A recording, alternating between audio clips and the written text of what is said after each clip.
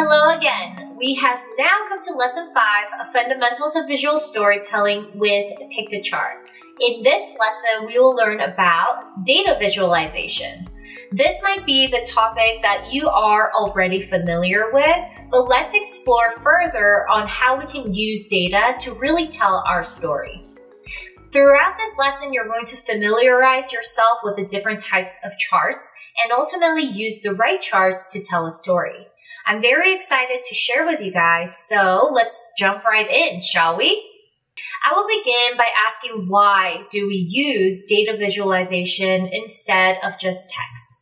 Well, text works well, and we all know, but reading lines and lines of text sometimes takes a lot of time and cognitive ability. Data visualization helps to illustrate the information so that it's easier to spot the trends, outliers, or patterns which indirectly improve decision-making in our processes. Now, let's take a look at the visual vocabulary. There are many types of charts, but they are all topic-specific. In other words, some charts can better explain a scenario better than the other. By knowing exactly what you want to communicate helps determine which chart you should really go for. In no particular order, I will go through some of the scenario examples and which charts are suitable to illustrate the scenario. When you're explaining the correlation between two or more variables, you can use bubble, dot, or scatter plot. When you're emphasizing a changing trend in a period of time, line chart, area chart, and bar chart are the best way to illustrate that. But if you want to emphasize the magnitude of a change, a grouped stack bar chart will do the job. When you're telling a story about ordered ranking, you can use both vertical or horizontal chart in an orderly manner. Pyramid charts are used when you're describing a hierarchical structure, as well as quantity or size, while progress bar simply shows the progress against the goal. To illustrate a spatial or geographical distribution of data, we can use maps. And last, and probably the most common one, when you're telling an idea about distribution, you can use pie chart, donut chart, or icon matrix, and occasionally stacked bar charts.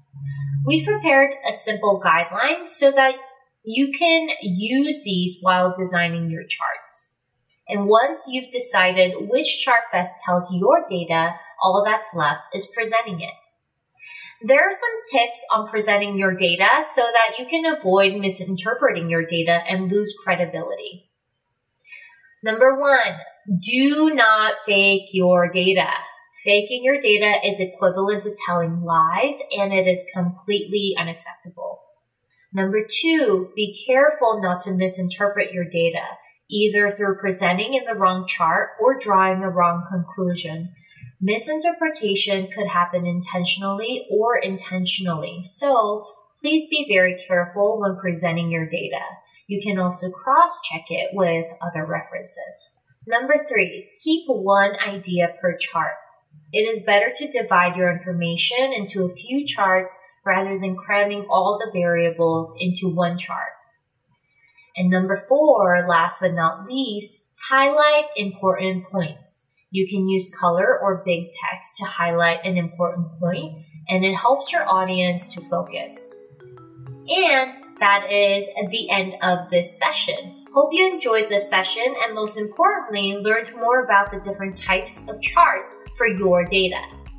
Next up, we will go on a mini tour of chart and maps features in Piktochart where you can visualize your data very effortlessly. So let's go.